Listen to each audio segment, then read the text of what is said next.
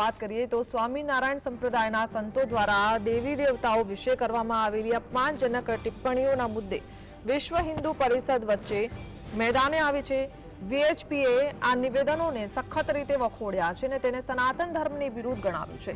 વીએચપીના અશોક રાવલે જણાવ્યું છે કે સનાતન ધર્મમાં કોઈ પણ હિન્દુ ધર્મનો વિરોધ કરવો એ અયોગ્ય છે અને આવા નિવેદનો સ્વીકાર્ય નથી। અશોક રાવલે જણાવ્યું છે કે આ અંગે સવારે અવિચલદાસજી મહારાજ સાથે વાતચીત થઈ છે અને જૂનાગઢના શંકરાચાર્યજી સહિત તમામ સાધુ સંતોને આ બાબતની જાણ કરવામાં આવી છે।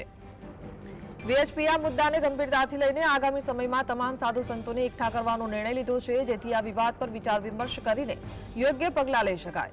અશોક રાવલે સ્પષ્ટ કર્યું છે કે આ ઘટના સનાતન ધર્મની એકતા અને માન્યતાઓને નુકસાન પહોંચાડે છે અને તેનો સામનો કરવા માટે વીએચપી પ્રતિબદ્ધ છે।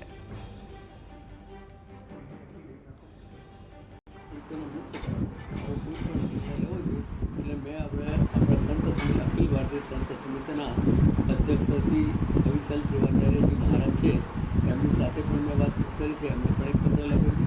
ए पत्रनी कॉपी एक परम पूज्य शंकराचार्यजीने पण मोकली है અને એ બધા ભેગા થઈ અને મુખ્ય સંતોની એક સમિતિ બનાવે અને એ સમિતિની અંદર બધા નીતિ નિયમો ઘડી કાઢે અને એકબીજાનું કોઈનું અપમાન ના થાય, કોઈ ખરાબ ના થાય, કોઈ ધર્મનું એ પ્રકારે બધા વાતચીત કરે એ અને એનું કોઈ નિર્ણય લે એ માટે મેં કરી છે।